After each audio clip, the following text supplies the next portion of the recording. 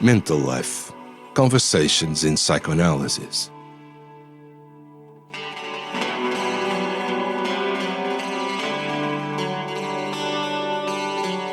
Conveying psychoanalytical thought simply.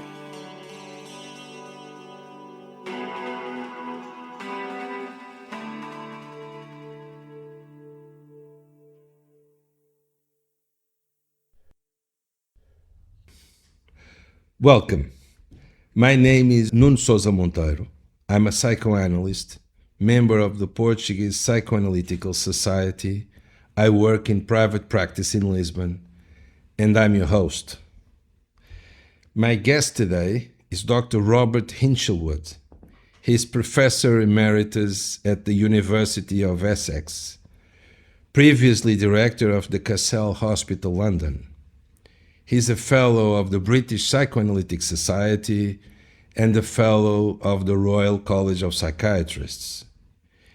He has written widely on psychoanalysis, including the Dictionary of Kleinian Thought, Research on the Couch, Clinical Klein, W.R. Bion as clinician, steering between concept and practice, and, with Jan Abram, the clinical paradigms of Melanie Klein and Donald Winnicott, comparisons and dialogues, and the clinical paradigms of Donald Winnicott and Wilfred Bion, comparisons and dialogues.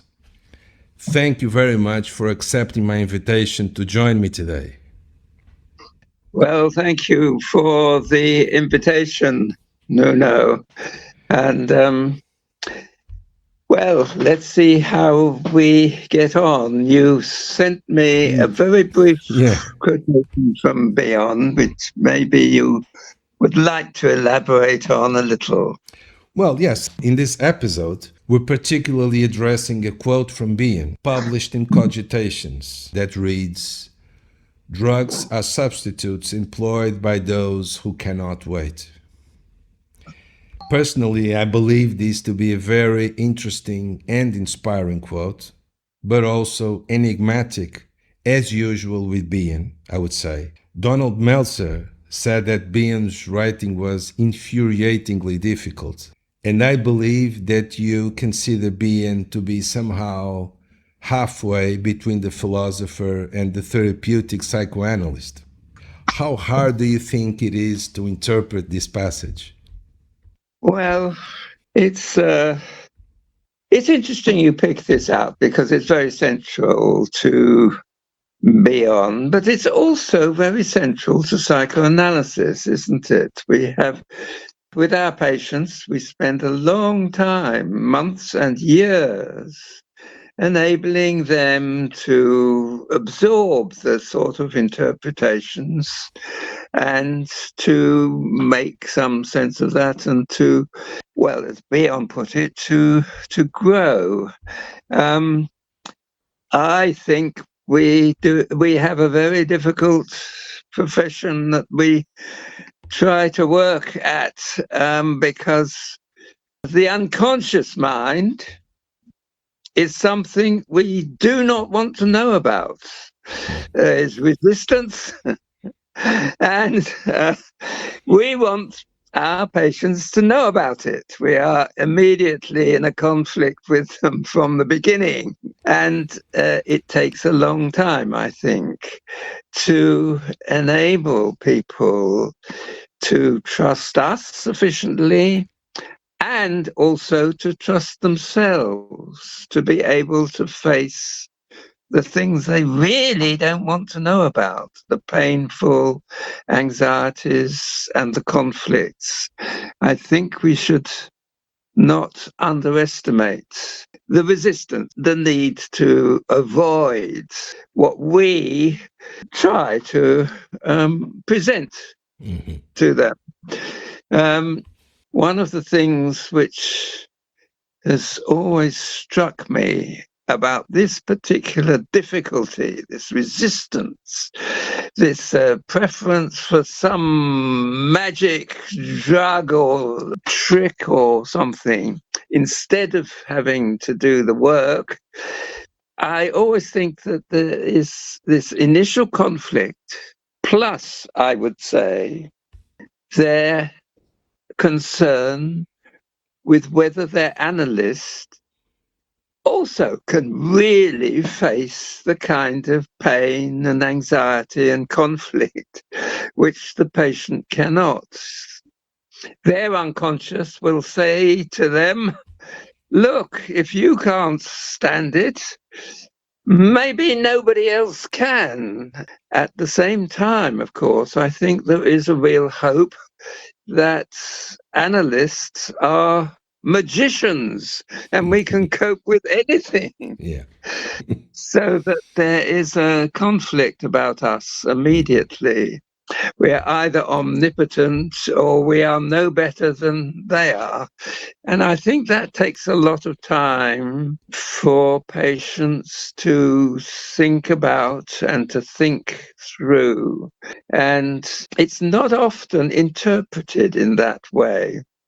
Although John Steiner, in one or two of his writings, has talked about these two kinds of interpretations. One is the patient-centered interpretation, which is to try to represent in words what is in the patient's unconscious. But also, John Steiner talked about the analyst-centered interpretation, which is to try to interpret what the patient wonders, doubts, has anxiety about the analyst and whether the analyst can really listen in to what the patient cannot listen into. Mm-hmm. So those are my first thoughts off of my head there. Well, it's very interesting, the idea of thinking about these drugs in this wide sense, of course, pertaining to the patient and to the analyst. Is the analyst capable of weight? Which is a very important question. It's not just the patient. I don't know. What would you say that these drugs could be, but something that shortens the circuit, eliminates the weight, so it shortens the distance from point A to point B, where A is something that we wish for or that we think that we need, and B is that thing in itself. Yes. Well, I think it's, yes, I think Bion's comment was very condensed. And yes, taking drugs has a lot of meanings, I think. And yes, of course, the obvious meaning is that to take a drug which will reduce whatever brain activity, the dopamine or whatever, and make it easy. I think people get caught up with that hope that it can be made easy.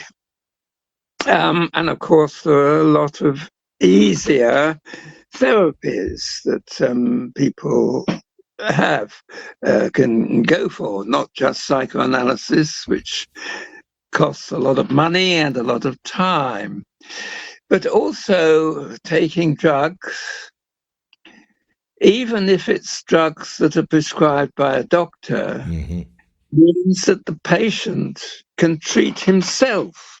He's in control and he has some kind of omnipotence. He hopes he has some kind of omnipotence to be able to treat himself, and he doesn't have to worry about other people who he has to bring into his unconscious world, which is so frightening, painful, conflicted, whatever. I think the use of drugs, even if they're prescribed, can make people feel in control. Of course, the other thing is that many drugs, the non-prescribed drugs, are part of a fashion, particularly with young people, and it helps them to belong to other people.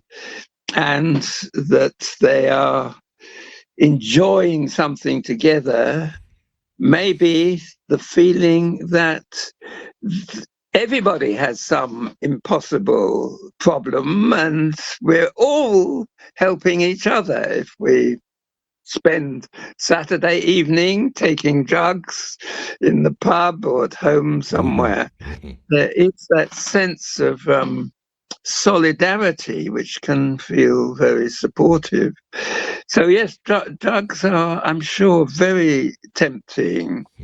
Bion talked about the making it easy to and not having to wait, but I think there may be other factors as well, like the control, omnipotence, and like the solidarity with other people, with the non-prescribed, the illicit drugs. Would you accept the idea that the analyst use of the drugs within this context could mean, for instance, certain theories or theoretical assumptions that could work as a drug? What do you think? Well, that's an interesting question, isn't it? Can thoughts work like a drug? I haven't thought about this before, but my immediate thought is that the patient will be looking for a thought which supports a defense, so that they don't have to face the anxiety which is behind the defense. What would it be? A reassurance, a denial, whatever, a blaming of other people, various thoughts of that kind. It could act to consolidate the unconscious avoidance of something. And well, maybe some patients are really looking for that support for their defenses rather than opening up their really painful conflicts. Can insight into the unconscious be like a drug that stops the waiting? That's a big question because, as you say, particularly Bion thought about growth as something which he also calls catastrophic change, that it's an epiphany, a very striking thought which suddenly gives the patient an insight into their pain and suffering. Maybe that a sudden insight, an epiphany like this, might be quite quick. I don't know. I haven't really thought about this. You see, the whole topic you're presenting is interesting. It makes one think. I don't think that there is a really healthy thought which is like a drug. It is really only an avoidance to help support defenses. Yes. A substitute, like Bion said, right? Yes, he talks about a substitute, and that, yes, is an avoidance. We know about that, don't we, from very early Freudian work with dreams, that we're all putting up substitute images in our minds at night time, which conceal what is really troubling us from the day's residue, as Freud called it. Yes, I mean, that's very common, isn't it? That well, that's the foundation of psychoanalysis, the capacity of the unconscious to put substitutes into our conscious mind so that we don't have to suffer the full pain of the anxieties. So yes, I mean, substitutes are the drug, are the thoughts that are like a drug. Substitutes for reality, like a soothing agent to the hardship of thinking. Yes, that is the inner structure of psychoanalytical process. Maybe affecting the patient and maybe affecting the analyst if the analyst is not capable of waiting. In the case of a patient, a defense mechanism of sorts, or in the case of the analyst, some theory, some preformed idea, a previous assumption that the patient is this or that, or so it can act in both ways as damaging the thinking process, right? Absolutely, yes. I think that's another aspect of this, isn't it? That the analyst can fill his own mind with theories and with intellectual thoughts, which is a good way of avoiding the emotional painfulness. And well, of course, Bion talked about this, didn't he? In his instruction to get rid of memories and desires and to have an open, receptive mind to anything that comes into it from being with the patient, which is, as you say, reverie is a process of waiting for something to come into the mind. Bion took the idea initially from the French scientist, philosopher Henri Poincaré, and the selected fact. And Poincaré said, when you've got a lot of facts you don't understand, just wait until some particular fact comes along and all these muddled thoughts come together into a clear theory. Bion also got this idea from John Keats, the poet, who recommended negative capability, which is much the same thing. You wait until something of the poem comes into your mind, and then you can write it down on a piece of paper. So I think you are right that we think about our theories too much, and it can be an obstruction to have a theory as well as a help to have a theory.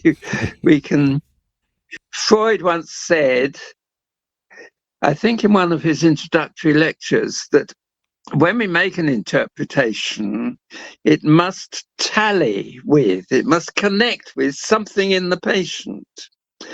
And I think from reading papers that analysts write, very often their interpretations make connection with their theories rather than with the patient, really. But very understandable, because our job is so difficult. Yes, absolutely. We should be ideally totally honest and facing our patients without any assumptions, without bringing our theories inside the consulting room, but which is, of course, impossible to attain, at least totally, I think. It's absolutely. We're all human. We all make mistakes. We're not perfect. We can't do our job perfectly.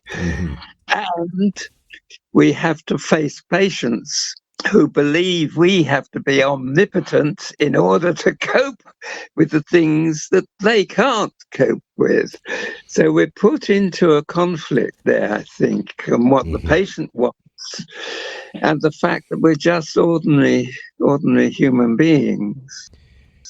Would you say that this capacity to wait is a fundamental factor for the operation of alpha function, or not? Well, I suppose that's what Bion would say, yes. And perhaps it is true that we have to have an open mind which is able to wait until the significant idea, well, Bion uses the word, evolves in our mind.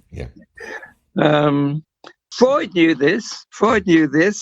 There's a passage in his papers on technique where he says you have to be like a telephone receiver and connect your own unconscious with the unconscious of the patient. Mm-hmm. So that it is receptive, like a telephone receiver. Of course, it's impossible. Yeah, How can you direct your own unconscious? Yeah. But that's what Freud was saying. That's what makes our job difficult. Mm-hmm. Also, very exciting and also very satisfying when you can feel some movement, some growth going on. Mm-hmm. So I think Bion was particularly able to capture this idea of reverie. Mm-hmm. Of course, it's very similar to Winnicott's idea of a primary maternal preoccupation with a baby. The mother has receptive 24 hours, 7 days a week. She has to be receptive for the first few months of her baby's life. It's a huge requirement. At least as analysts, we only have to be receptive for 1 hour, 5 days a week, not 24 hours. Yes, well, made me think of the waiting between sessions that occur in both parties, actually. We tend on speaking about, weekend breaks and holiday breaks and regarding the patient, but we're both involved in that, I would say. So again, the concept on Keats' letter, negative capability. So it's not just merely to be able to wait, it's to endure the harshness of the wait, the mental suffering involved in some way, right? Yes, it is a very interesting question. What do you do? What does the analyst's mind do between the sessions? This is what you're asking. You have some very interesting questions here. What would you say? Yes, I think it is important. Of course, it depends on the emotional connection, the transference and countertransference. Mm-hmm. You sometimes think to yourself, oh, I wish the session could go on a bit longer because that was such a interesting discussion. I think we were getting somewhere, or I like this patient, or she's a very attractive patient, or something. Or we can say, oh, thank goodness the session is over. Yes. But we carry these feelings, as you say. We must carry all these feelings somewhere inside us until the next day. Yes, we can be very puzzled and upset and disturbed and feel inadequate. I didn't get that session right. I wonder what had happened that I didn't understand.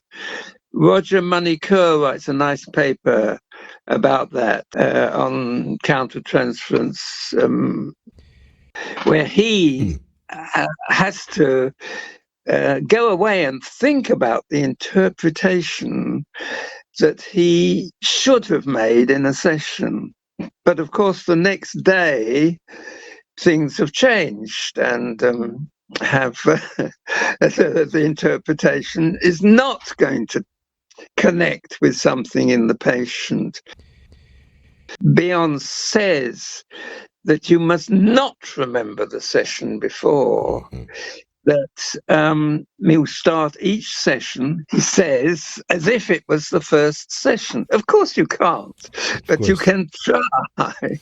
And that is very important. A way of clearing your mind of the session before, which can interfere with the state of mind that the patient wants to show you in the session today. If you're thinking about the interpretation you should have made, it's probably wrong to make it the next day.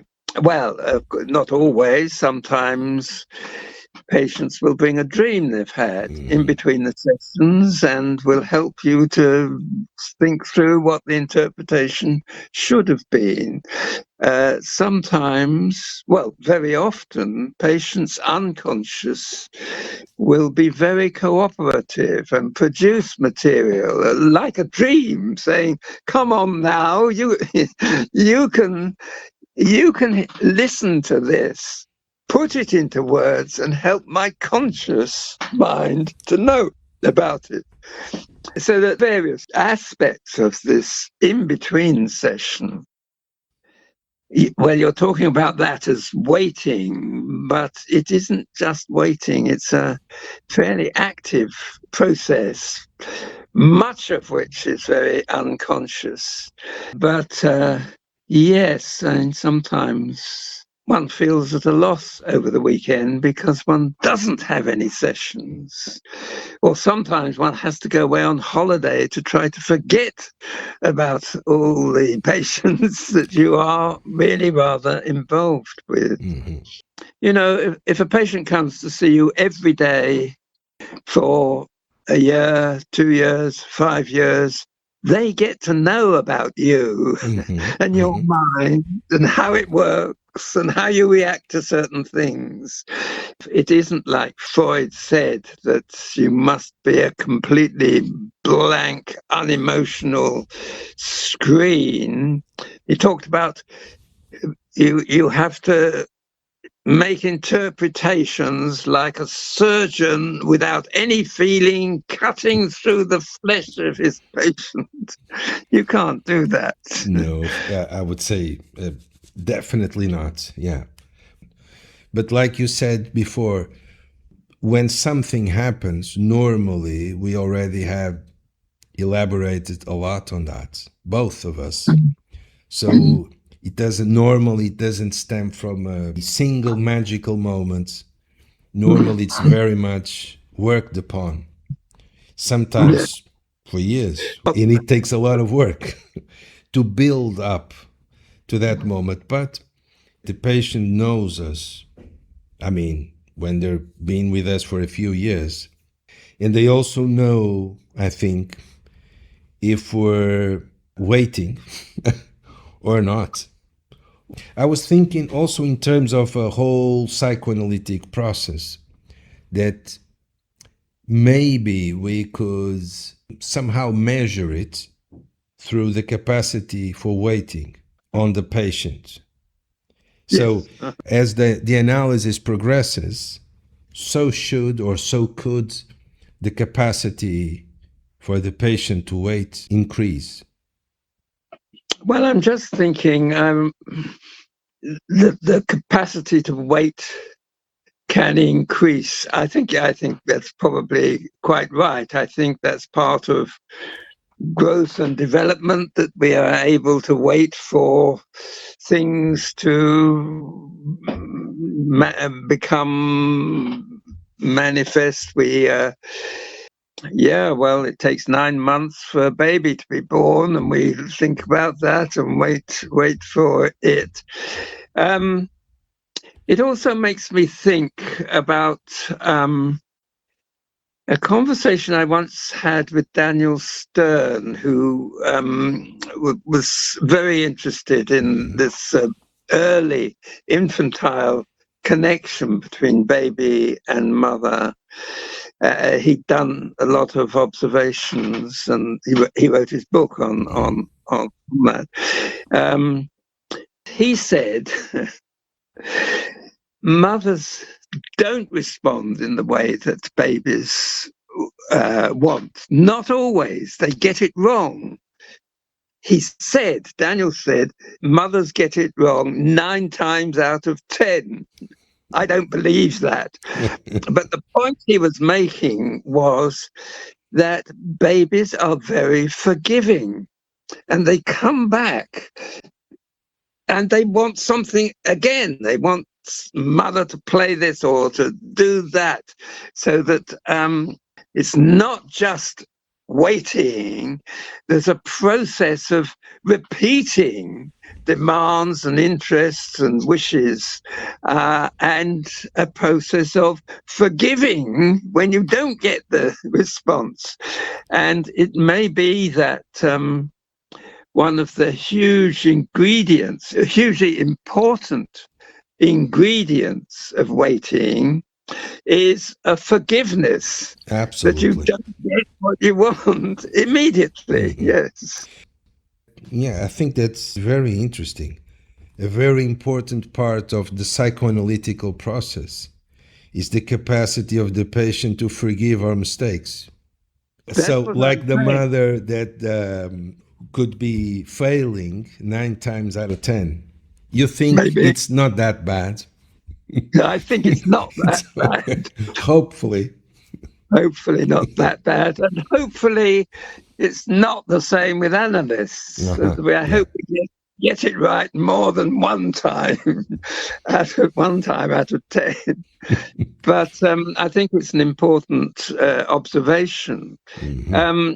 We're talking about unconscious forgiveness, because consciously the patient might get very angry. Oh, you didn't listen to me.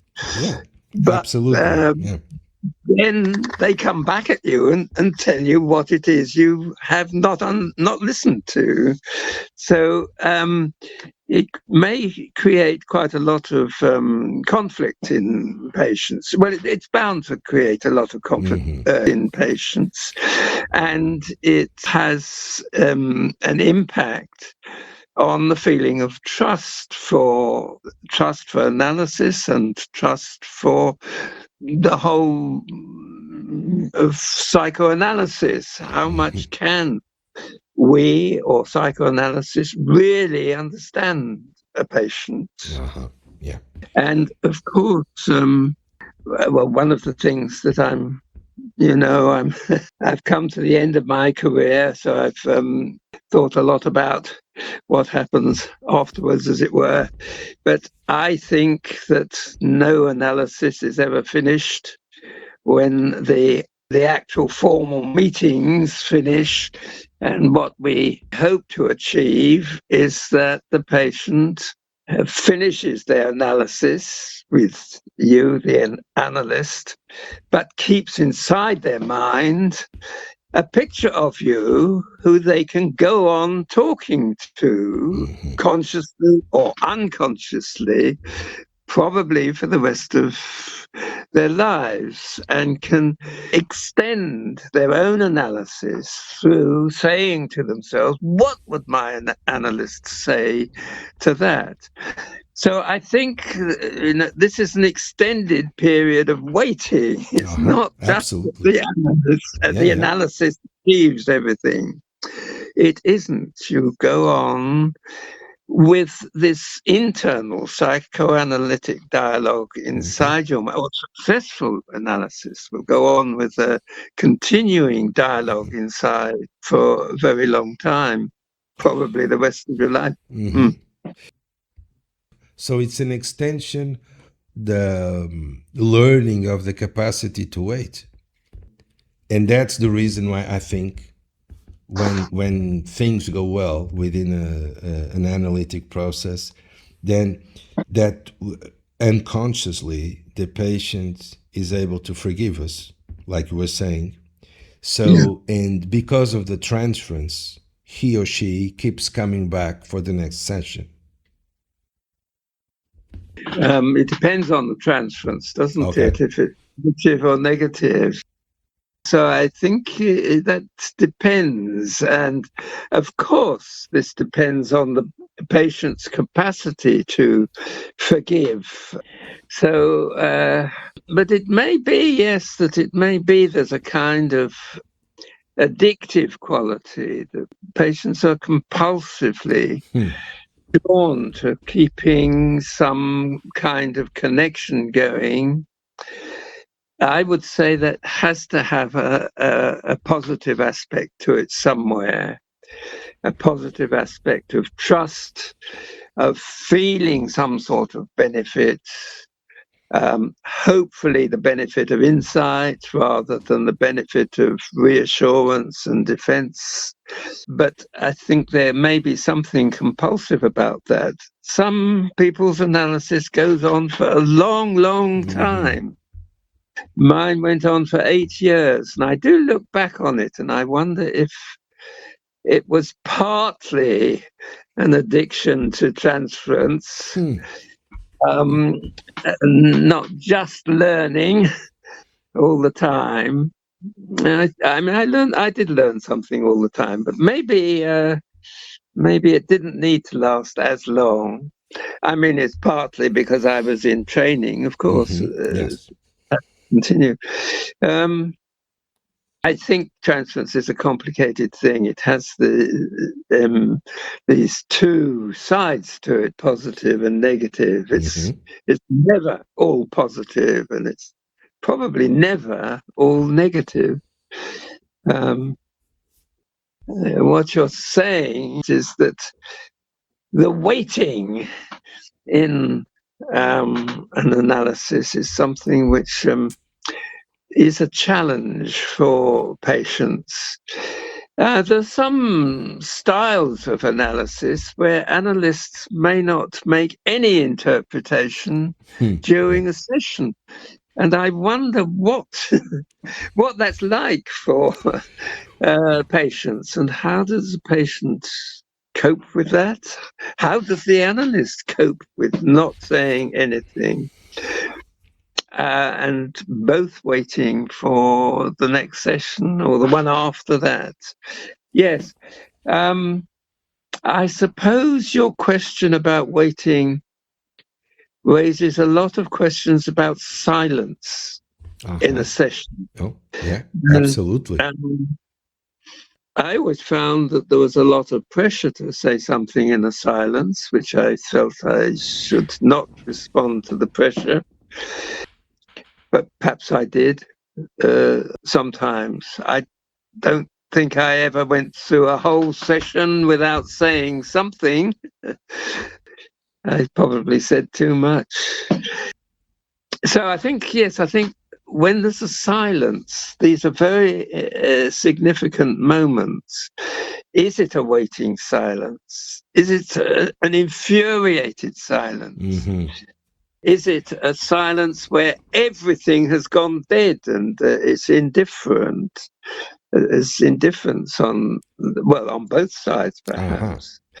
The fading of the attention regarding, again, the relationship between the mother and the baby. Yes. Or if the mother is not only absent, but went away totally and not coming back. So the silence, yes, I think it's a very interesting and very difficult subject, because it can mean a lot of different things. A lot of different things. And a lot of those things will be unconscious responses which need quickly or slowly to be interpreted, because they can be very, very meaningful to both people, but very important for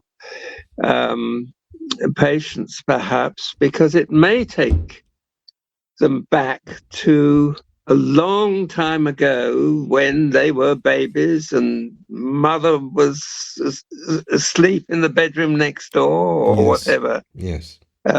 So it's maybe extremely primitive experiences get repeated, or they're never repeated accurately, but re-dramatized. Yeah. Well, this is a very interesting discussion, Nuno, and it makes me think. After the last comment about silences, there should be much more written and debated about silences, and what most papers that are written about cases have what is said. And then there'll be a little bit of silence, Exactly. but nothing about the silence and what it felt like and how it was dealt with. Maybe very frequently ignored. But actually, I think silence is, and the waiting in the silence must be very, very significant. And perhaps goes back to very primitive dynamics and very unconscious ones. Right. Dr. Hinshelwood, I'd like to thank you very much indeed once again for this wonderful conversation and for offering your thoughts on this matter. Well, and can I thank you too for the opportunity to have this discussion, which has produced new thinking for me after whatever. I think I qualified as a psychoanalyst in 1976, which is almost exactly 50 years ago. But there's always new things to think about. I think I found your questions and your comments very stimulating about waiting. In itself, it's something I haven't sort of thought about in quite the way we have been thinking about it together. Thank you for that. Thank you very much.